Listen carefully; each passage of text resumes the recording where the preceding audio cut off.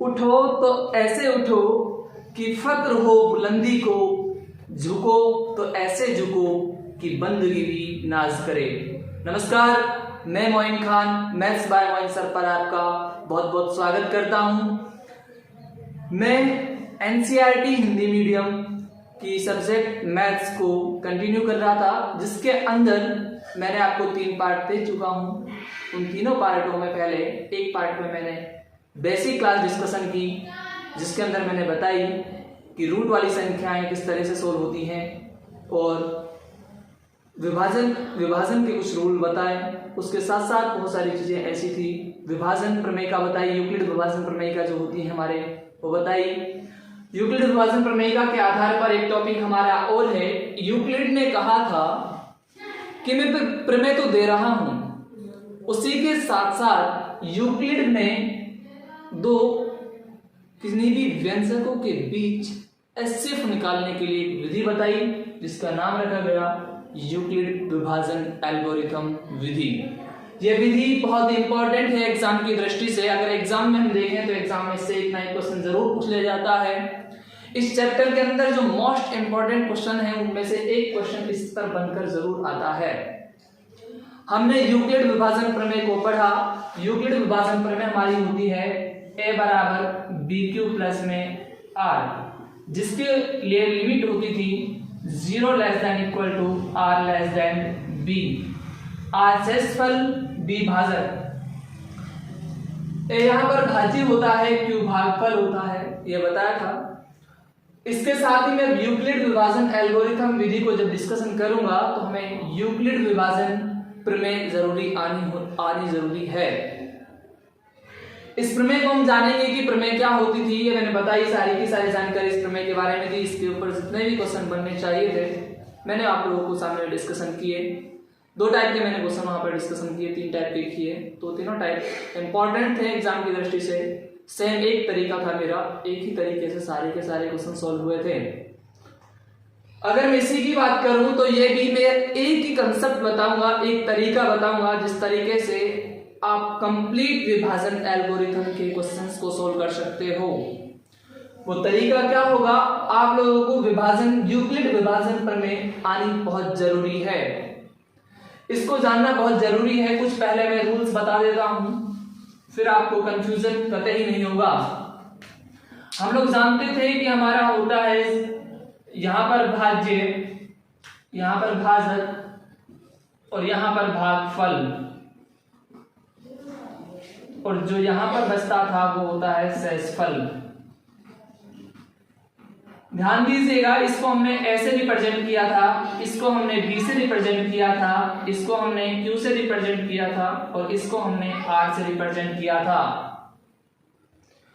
इससे थ्योरम निकल करके आई थी कि a बराबर बी क्यू प्लस में r। मैंने फिर रिवाइज करा रहा हूं। मैंने कहा कि छोटी कक्षाओं में अध्यापक हमसे बोलते थे कि बेटा अगर तुम्हें चेक करना हो ये सही है या गलत है तो आप इसका और इसका मल्टीप्लाई कीजिए और इसमें जोड़ दीजिए। अगर इसका और इसका मल्टीप्लाई या गुणा करने पर और शेषफल को जोड़ने पर यह वाली संख्या आ जाए तो आपका भाग सही है। उसी को नाम दे दिया यूक्लिड ने कि a बराबर बी क्यू प्लस में r, जो भाज्य का जो मान होता है भाजक गुणा भागफल प्लस शेषफल होता है।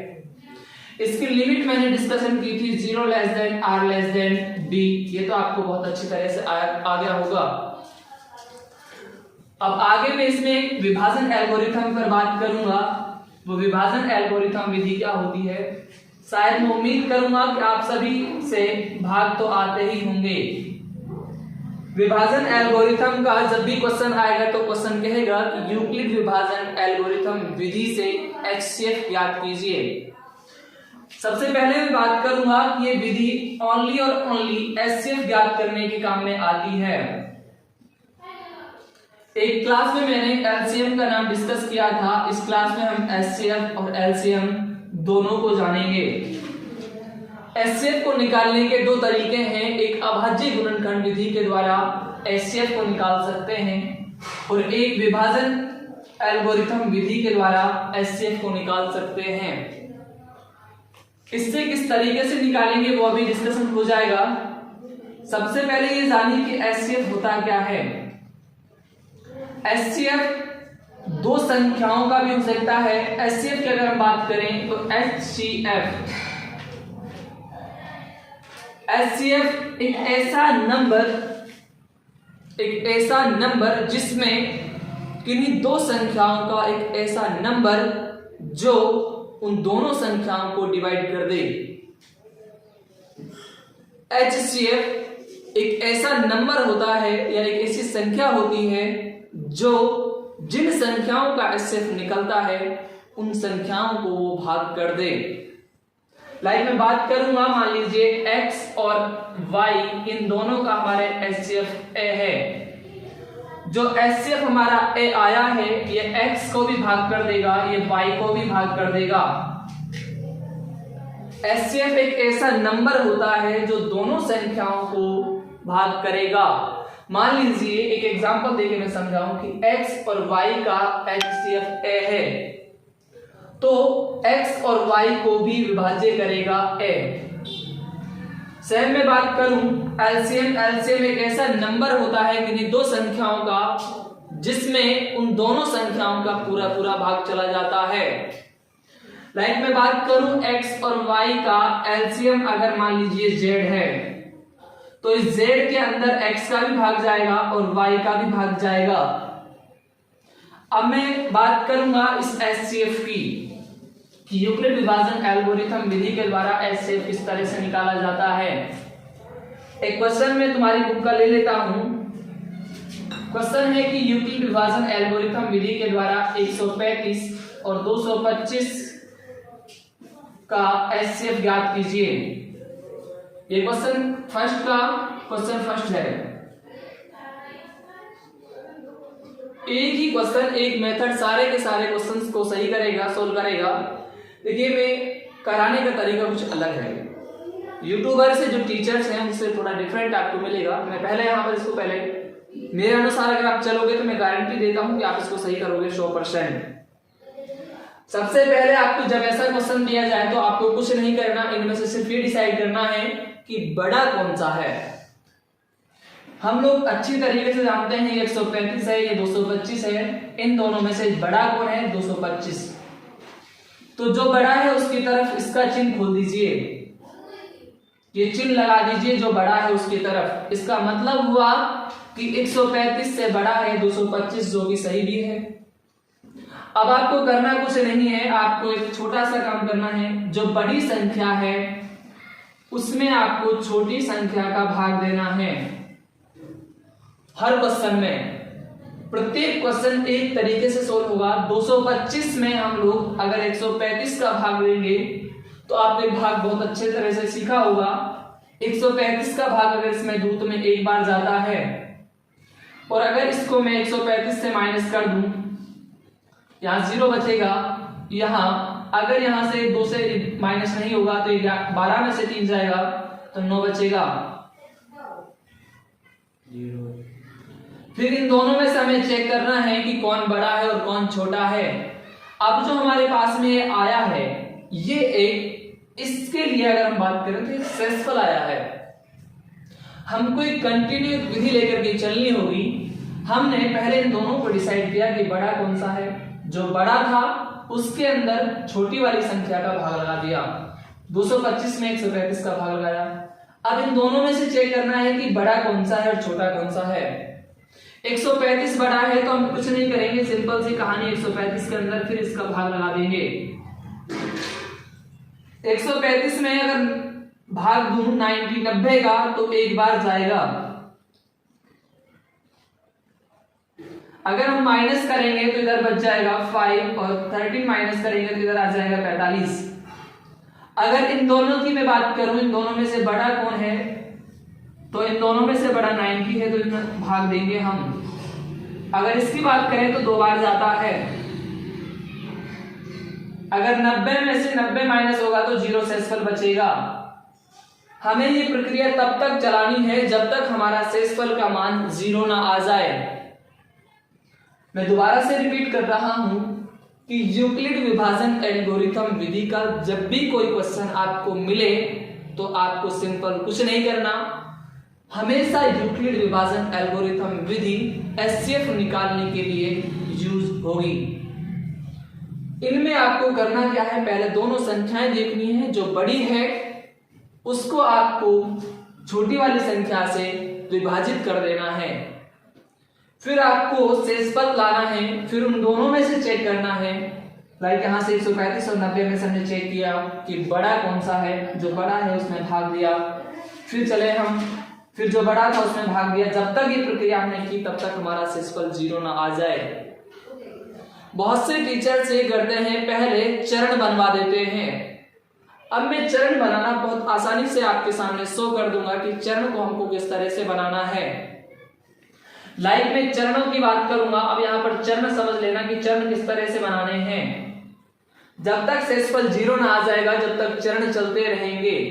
ये चरण हमारे यूक्लिड विभाजन प्रमेय पर लागू होंगे। a बराबर बी क्यू प्लस में जो r होती है। अगर मैं बात करूं, अगर अभी मैंने समझाया था जो ब्रैकेट के अंदर होता है वो भाज्य लाइक a, जो ब्रैकेट के यहां पर होता है वो भाजक लाइक b, यहां पर जो होता है वो भागफल लाइक q, और यहां पर जो आता है वो r। अगर मैं इस पहले वाले ब्रैकेट की बात करूं तो a यहां पर 225, b यहां पर 135 और r यहां पर 1 है। और अगर हम बात करें शेषफल तो सॉरी यहाँ पर q हमारा 1 है, अगर हम शेषफल की बात करें तो r हमारा यहाँ पर 90 है। पहले चरण में मैं अगर मान उठाकर रखूं तो पहले चरण में हम मान किस तरह से रख सकते हैं। a वो होता है जो ब्रैकेट के अंदर, लाइक a का मान है यहाँ से 225 निकल करके आया, b बाहर है बराबर b का मान 135 इंटू q हमारा 1 है, प्लस शेषफल हमारा यहाँ पर जो आया है प्रथम चरण के लिए वो हमारा 90 आया है। ये चरण एक कंप्लीट होता है, एक चरण यहाँ से बना। अब चरणों के अंदर बुक में हमारी लैंग्वेज लिखी मिलती है, बुक की लैंग्वेज को मैं फॉलो नहीं करता। प्रत्येक स्टूडेंट अगर अपनी खुद की लैंग्वेज से इन चरणों की लैंग्वेज लिखे तो बहुत सही होगा। लाइक कैसे हम इसकी लैंग्वेज को लिख सकते हैं, हम कहेंगे कि 225 में हमने 135 का एक बार भाग दिया तो शेषफल हमारा 90 बचा, अर्थात हम यहां पर लिख देंगे अर्थात r does not equal to 0, r का मान अभी भी 0 नहीं हुआ। जब r का मान 0 नहीं होगा तो हम दूसरे चरण सेकंड बनाएंगे, और चरण सेकंड को हम किस तरह से बनाएंगे वो भी ध्यान देना है। अब इस वाले ब्रैकेट का हमारे पास में कोई काम नहीं है, इस वाले ब्रैकेट को चाहे मैं मिटा भी सकता हूं, अब हमारा यहां से आगे काम होगा। लाइक में बात करूं जो ब्रैकेट के अंदर वो a, जो बाहर है वो b, और यहां पर जो होगा वो q, और यहां पर जो हमारा आएगा वो r। अगर इसमें मैं यूक्लिड विभाजन प्रमेय के अंदर इसका मान पुट करूं तो 135 बराबर 90 गुणा 1 प्लस में शेषफल हमारा आया 45। देखो 135 के अंदर 90 का भाग दिया, एक बार गया, शेषफल 45 बचा। जो ब्रैकेट के अंदर था वो a का मान, जो ब्रैकेट के बाहर इधर था वो b का मान मैंने पुट किया, q का मान 1 था तो मैंने 1 पुट किया, r का मान अगर 45 था तो मैंने 45 यहां से पुट कर दिया है। उन्हें आपको वही लिखना है, मैं लैंग्वेज बोल रहा हूं, आप नोट डाउन कर लेना कि हमने 135 में 90 का एक बार भाग दिया, शेषफल 45 बचा। दोबारा से सुन लीजिए, हमने 135 में 90 का एक बार भाग दिया, शेषफल 45 बचा, अर्थात r does not equal to 0। यहां पर भी शेषफल का मान 0 नहीं हुआ। जब शेषफल का मान 0 नहीं हुआ तो एक चरण हमारे पास और बच रहा है, वो भी देख लीजिए। लास्ट का वो स्टेप खत्म, अब लास्ट का चरण नंबर 3।